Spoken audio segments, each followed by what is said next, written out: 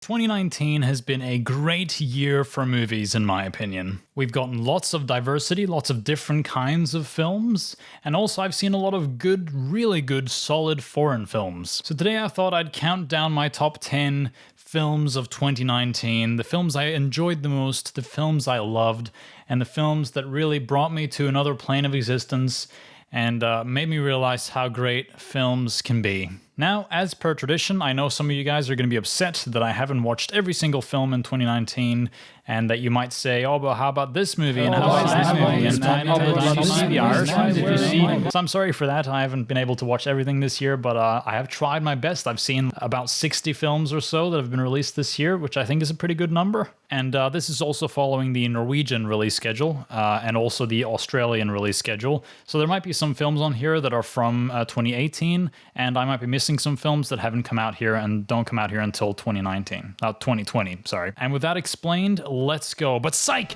it's not top 10, it's top 19, baby. It's top 19 films, because it's 2019, that means 19 films, baby, let's go!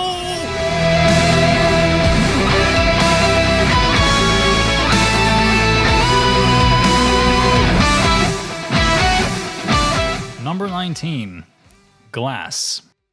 I was a little bit worried before I saw Glass because I really like Unbreakable and I thought Split was pretty cool, but we all know Shyamalan. He's a bit of an iffy film director. You know, sometimes he makes really great movies. A lot of the time he doesn't make very good movies, and so I was thinking, if you're going to make a sequel to both of those things, how is that going to work? But I thought this pulled it off, and it's a very, very worthy sequel to Unbreakable and Split. I love the fact that the movie kind of questions what it is to be a superhero and how that impacts the people around you, and most of the movie doesn't feel phoned in, and I feel like Bruce Willis is actually acting in this film. He's not just doing it for the paycheck, which, if you look at his recent output, is quite incredible, really.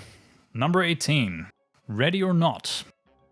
Ready or Not is a movie about a bride who gets married into this family, but before they can get married properly, they have to play a game. And so they roll a dice, and the game that they come up with is a kind of murderous hunt for the bride, and if the bride survives until morning, she will be able to marry into the family. It's a really absurd movie, and it's thrilling and an exciting kind of house hunt and a chase movie that works as kind of like a horror movie, but also as a comedy in many ways. Samara Weaving is fantastic in this film, especially when you see her go through all the motions, and towards the end, without spoiling anything, she really kind of like pulls everything together, and I was really impressed by her, and I want to see more of her in future movies. It's a really funny movie, and it goes places that you normally wouldn't expect this kind of movie to go, full of a bit of twists and stuff like that, which is always very thrilling.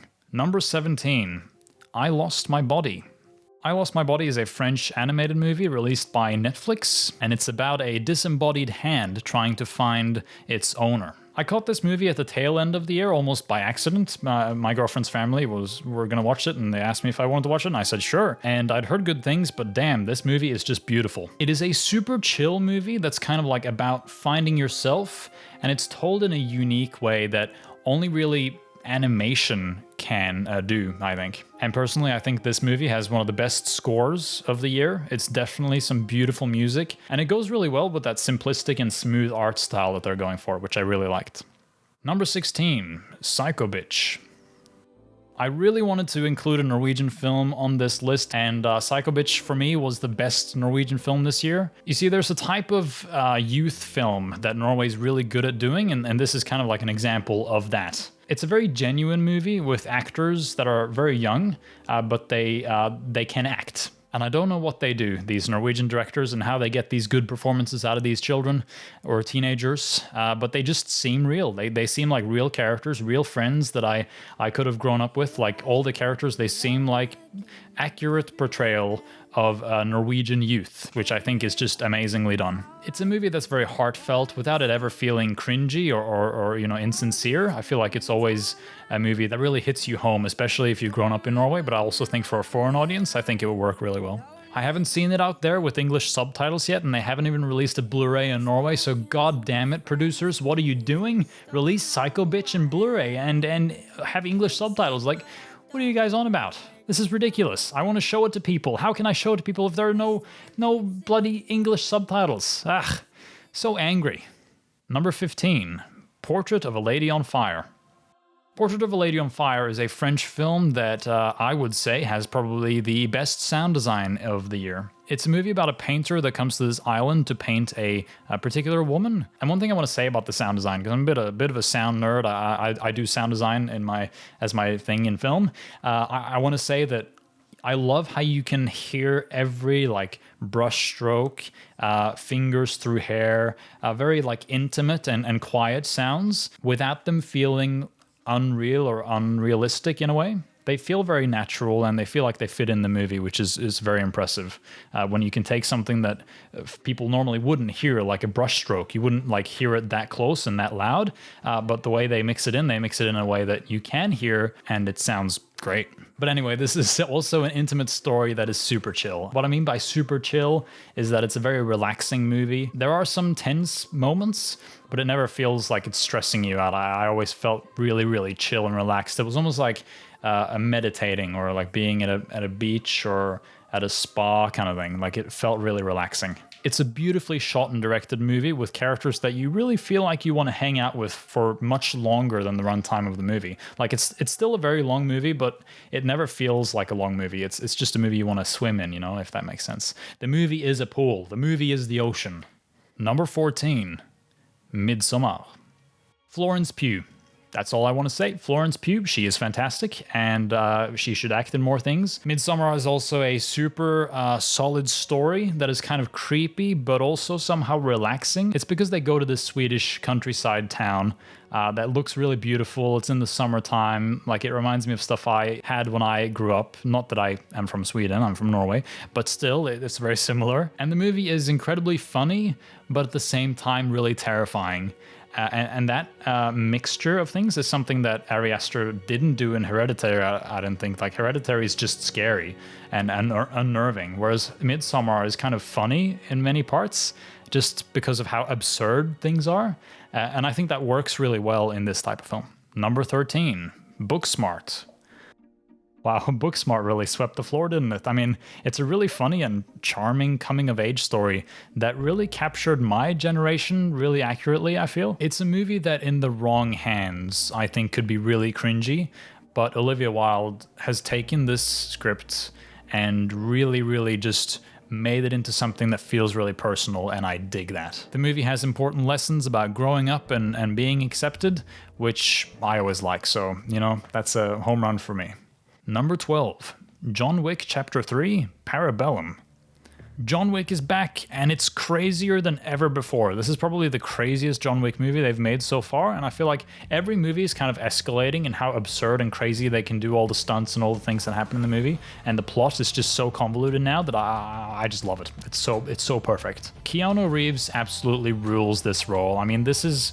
Except for The Matrix, this is another role that he was born to play. I mean, it's a very one-noted performance. Like, it doesn't feel very deep, but it really works for this kind of character, and that's really what Keanu Reeves does best. These characters that you can't really read, like you struggle to read them and read what they're feeling, he does them really well because you almost feel like you can, but not quite. And that kind of reserved acting is something that I really respect and really enjoy. And I also just want to say that Death by Horse is probably the coolest thing that a John Wick movie has done, so bravo. Number 11, If Beale Street Could Talk. If Beale Street Could Talk was one of those movies that we got in Norway like a little bit late because it kind of was in the awards circuit in 2018. But when I saw it, I was a bit blown away because it is such an amazing film. It is a very intimate and heartfelt story about the treatment of African Americans in the United States. And it's based on a real story, which is really kind of tragic and sad. But at the same time, it's a believable kind of love story that you really root for and you believe in. And the best part about it, I found, was that it really gives you hope in a better future, even though everything is shit and everything is going badly. It still makes you feel like it's gonna get better, which is a great message to send to people nowadays. Number 10, Burning. Burning is this super chill South Korean movie that also kind of doubles as a thrilling suspense film. It's really exciting, but also kind of calm about being exciting.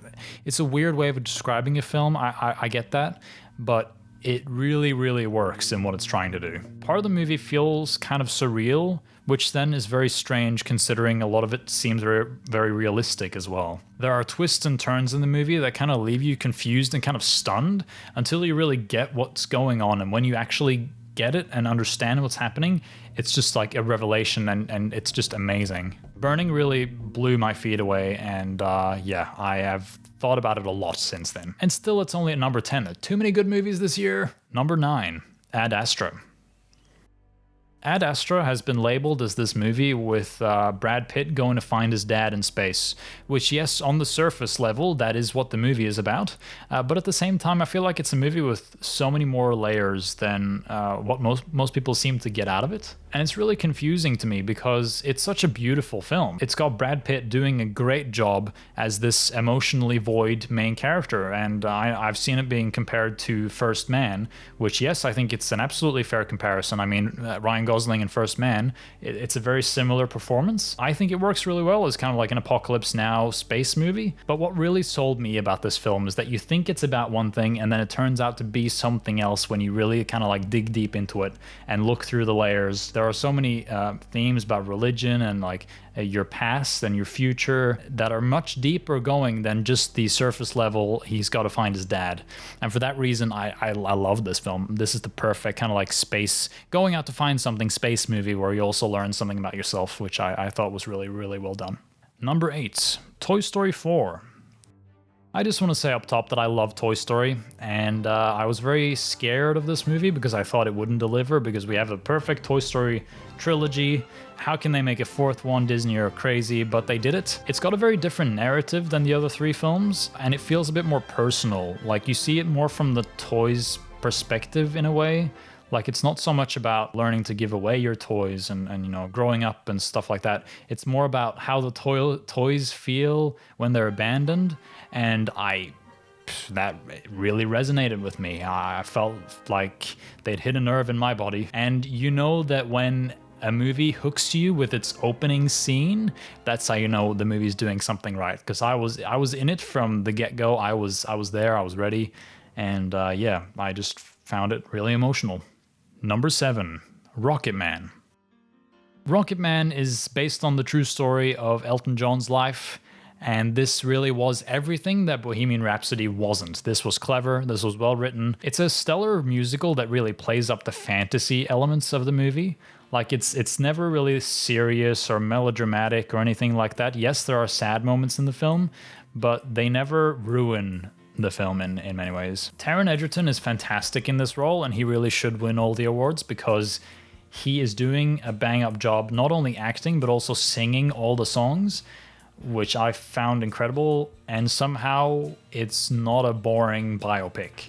Like, they managed to make a biopic entertaining, which I can't think of the last time they did that, really. Number 6, Vox Lux.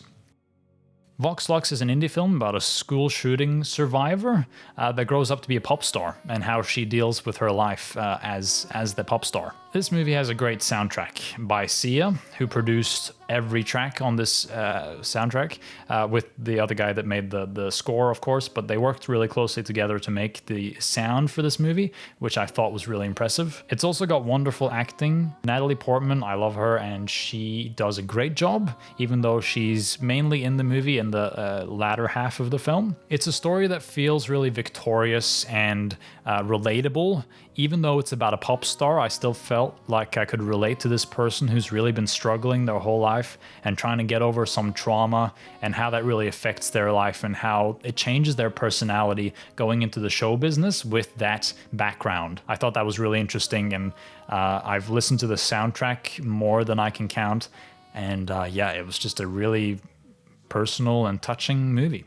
Number 5, Jojo Rabbit. I wasn't sure about this one because I love Taika Waititi and I think he has only done great things. The only problem is that I felt like this could be a movie that was too preachy maybe, but then it ended up not being that. I ended up loving this film. And what's so great about Jojo Rabbit is not necessarily, you know, the story or the silly characters or the comedy. I think it's the way that he shows how dumb war is. how much he pokes fun of it. Not just the Second World War, but the war in general. And you could look at that and say, oh no, he's just making fun, he's just making satire. And yes, he is. But also at the same time, Taika Waititi has really taken something that's, you know, on the surface looks like a silly movie about an imaginary Adolf and a little child. It's Moonrise Kingdom, but with Hitler. That stuff is a big part of the movie, but also he manages to show how serious war is. And when you contrast those two things, like the really happy-go-lucky life of this child with the seriousness of the war, it just blew me away. I thought it was really fantastic, and it kind of makes me still a bit emotional thinking about it. And the reason is that, you know, I think war is terrible, and we shouldn't do it. And I really hope that people internationally, worldwide, start thinking about that. Maybe they should watch this movie before firing missiles and rockets at innocent people. That would be a good start, I think. Number 4, Knives Out. Knives Out is a murder mystery film about a man that gets murdered. I made a review of it in English on this channel. And not only is this an Agatha Christie style murder mystery that's a really good like crowd pleaser of film that's been raking in the money at the box office, it's also a fantastic mystery. Like the screenplay of this movie is just so well done. It's really cleverly crafted with a cast that's really doing their best work at the moment. And I've heard reports now that Rian Johnson is working on a sequel, which will then lead into a franchise for Lionsgate, which A, I think it's great because I want more movies, and B, it's going to center around Benoit Blanc doing other mysteries, which hell yeah, give me more of this, please, Rian Johnson. You are amazing. And yes, please give me more. That'd be amazing. Thank you. Number 3, Marriage Story. I felt really lucky when I got to see Marriage Story in the theaters because I know most people watch this on Netflix. It's a Netflix original about a couple that go through a bad divorce and how they deal with that and how the child is in the middle of this. Marriage Story is raw, it's emotional, it's relatable, it's got really good comedy that's really sweet and charming. Adam Driver and Scarlett Johansson are doing their best work in this. Like, honestly, this is some of the best acting I've seen in a long time. This movie hit a very personal nerve for me. I think everyone should see it because it really speaks volumes about human emotions and romance and, you know, living with someone else and marriage and when that breaks through, what happens. I think it just portrayed all of that beautifully, and that's why I think everyone should watch this movie. Number 2, Avengers Endgame. Yes, I know, before you get a hissy fit over the fact that I've got a Marvel movie on my top 19 list, I know, you know, it's silly. Avengers, it's on number 2, but let me explain. This series of films, the Marvel Cinematic Universe, it's very personal to me. It's something that I've grown up with, and to see it so beautifully concluded is just fantastic. You think of this as like a TV show almost, and you imagine the season finale being disappointing, which happens so often. Game of Thrones. Sorry, that was a bit of a cough there. It happens so often, and to see something concluded so beautifully, it's just magic to me. I'll always remember this cinema experience where I watched the premiere of this movie. First of all, 40 minutes in, the fire alarm went off, which we had to evacuate, and then we had to go back in. Everyone was really passionate about getting the movie back to where we left off. And people were cheering and applauding and really wooing at all the great moments, which just felt fantastic. To see something that I've grown up with fit together so beautifully like that was just amazing. The movie also has some real depth to it. I know a lot of people criticize Marvel for being very shallow and just one-note action movies, but I think the characters in this have real arcs that they go on. They go on real journeys, and for that reason, it has some depth, and I don't know, I feel for these characters, you know? Part of it might be nostalgia, I realize that, but also at the same time, it's a cleverly written script that takes these characters through some real journeys that feel you feel rewarded as a fan, you feel like the characters are rewarded for all their struggles that they've been through and that they end up in a place that seem right. You know, no matter what you think about these characters, I feel like every character kind of ended up in a place where they were always going, in a way. I'm so happy that it ended like this and that it didn't end like a train wreck. And yes, I am looking at you, Star Wars. You weren't a train wreck, but god damn it, you were so disappointing, and why couldn't you be more like this? All right, guys, we've come to number 1. I have probably sweated through 3 liters of water, and we are about to say the first movie, the best movie, the number 1 movie of the year. For a long time, it was Avengers, because I love that movie.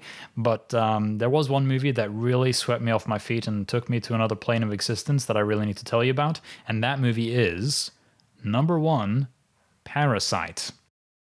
So Avengers, it was very emotional for me. It was a very personal, but Parasite is on another plane of existence when it comes to filmmaking. This movie is about a very poor family in South Korea who start working for these rich people and slowly kind of infiltrate their house. And that's how the movie starts, and I don't want to say anything else than that because the movie has so many twists that were so surprising, and I don't think you can predict them from a mile away. Like, there's no chance. But not only that, it's such a perfectly crafted movie that has callbacks to future things. Some of the shots, like, they imitate each other in a great way. There are really good parallels in this movie, and I just love everything about this. It feels like a movie that's so fresh and original. It feels like something I've never seen before. And for that, I really applaud it for doing something fresh and new. So if you want to see a movie that's like something you haven't seen before, that is really funny and charming and scary in some bits and kind of thrilling and exciting, and it makes you happy, it makes you a bit sad, it makes you, all the emotions in this movie. And I just want to say that if you're scared of watching a South Korean film, you really should get on that, because this is amazing. Put on those good old subtitles and just enjoy Parasite, because it's the best movie. It's the best movie this year, and no doubt about it. No competition. Sorry about that. That was a little technical difficulty there. My camera crashed and I lost the end of my video. So at the end here, I just want to say thank you so much for watching, guys. I feel like top 10 lists for 2019, any top 10 lists are so personal when it comes to film. I'd love to know what you guys' top 10 films are. If you disagree with my list, if you agree, even though this is the definitive list and no other list counts, but still, if you wanted to maybe chuck a little comment, you're welcome to do so. If you want to support the channel, you can check out my Patreon page, patreon.com/filmkos. You can also find the link to that in the description. My name is Thomas. This has been Filmkos, and yeah, I guess I'll see you guys very soon, where we might be counting down the top 10 of the decade. That's kind of scary.